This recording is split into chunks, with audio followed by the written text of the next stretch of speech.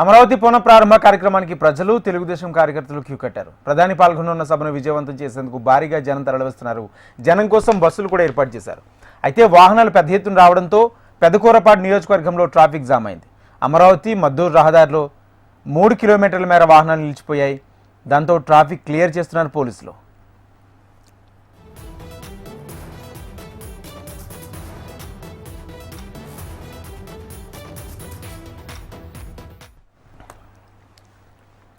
అమరావతి పునఃప్రారంభ కార్యక్రమానికి ప్రజలు తెలుగుదేశం కార్యకర్తలు క్యూ కట్టారు. ప్రధాని పాల్గొన్న సభను విజయవంతం చేసేందుకు భారీగా జనం తరలివస్తున్నారు.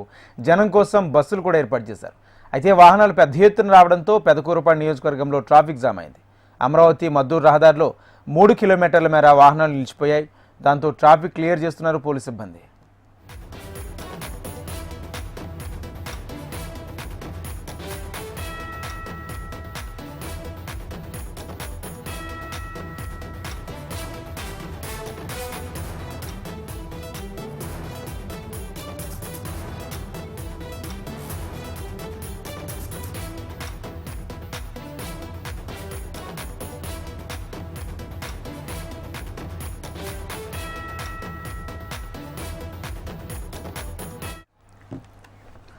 అమరావతి పునఃప్రారంభ కార్యక్రమానికి ప్రజలు తెలుగుదేశం కార్యకర్తలు క్యూ కట్టారు. ప్రధాని పాల్గొన్న సభను విజయవంతం చేసేందుకు భారీగా జనం తరలివస్తున్నారు.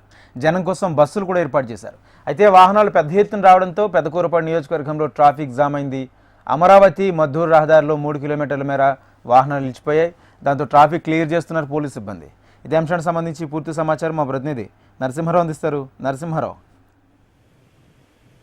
అమరావతి రాజధానికి పునఃప్రారంభానికి మరి కాసేపట్లో ప్రధానమంత్రి నరేంద్ర మోడీ రానున్నారు. ఈ నేపథ్యంలోనే ఈ కార్యక్రమానికి ఇటు కేంద్ర మంత్రులు కానీ ఇటు రాష్ట్ర మంత్రులు కానీ విఐపీలు వివిఐపీలు పెద్ద ఎత్తున కూడా తరలి రానున్నారు. సో ఈ నేపథ్యంలోనే దీంతో పాటు ప్రధానమంత్రి ఈ రోజు శంకుస్థాపన నేపథ్యంలోనే మరోవైపు అన్ని నియోజకవర్గాల నుంచి కూడా పెద్ద ఎత్తున కూడా ప్రజానికాన్ని తరలిస్తారు. ఇందులో భాగంగా మనం చూస్తే కూడా రాష్ట్ర నలుమూలల నుంచి కూడా పెద్ద ఎత్తున కూడా ఆర్టీసీ బస్సులు ఏర్పాటు చేసి ప్రైవేట్ బస్సులు ఏర్పాటు చేసి కూడా తరలిస్తున్న నేపథ్యం కూడా ఉంది. సో మొత్తంగా మనం చూస్తే మాత్రం ఒకవైపు ఎక్కడైతే ఉందో రాజధానికి ఈ వేదిక దగ్గర వచ్చినటువంటి రోడ్డు ఏదైతే ఉందో నేషనల్ హైవే ఉన్నటువంటి కాజా టోల్ గేటు ఇటు నుంచి గుంటూరు కానీ ప్రకాశం కానీ బాపట్ల జిల్లా నుంచి కానీ మరోవైపు కడప కర్నూలు నుంచి రాయలసీమ నుంచి వాహనాలు కూడా వస్తున్నాయి. కాజా టోల్ గేట్ దగ్గర భారీగా కూడా ట్రాఫిక్ జామ్ అయిపోయింది. దాదాపు 3 కిలోమీటర్ల మేర కూడా ట్రాఫిక్ జామ్ అయినట్టు కూడా మనం చెప్పు. మరోవైపు వేదిక వెస్ట్ వైపు ఏదైతే ఉందో ఇటు అమరావతి కానీ పెద్దపరిమి కానీ మొద్దూరు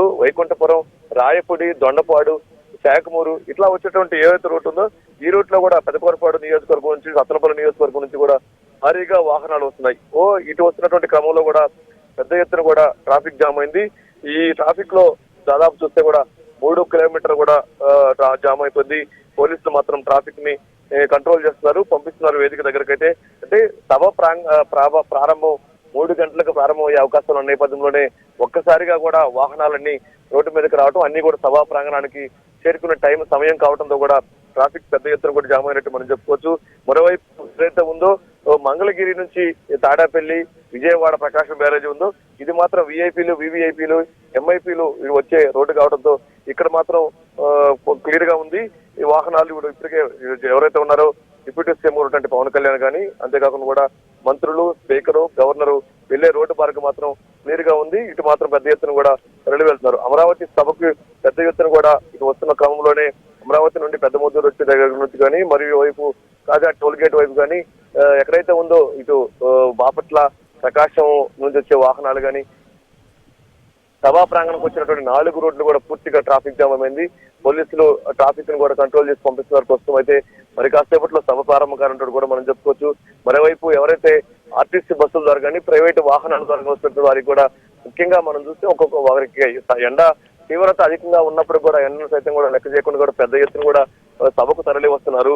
మరోవైపు వచ్చేటటువంటి వారికి కూడా ఎవరికైతే ఉన్నారో వారికి వాటర్ బాటిల్స్ కానీ బటర్ మిల్క్ కానీ భోజనాలు కూడా సప్లై చేస్తున్నారు ఎక్కడికక్కడ.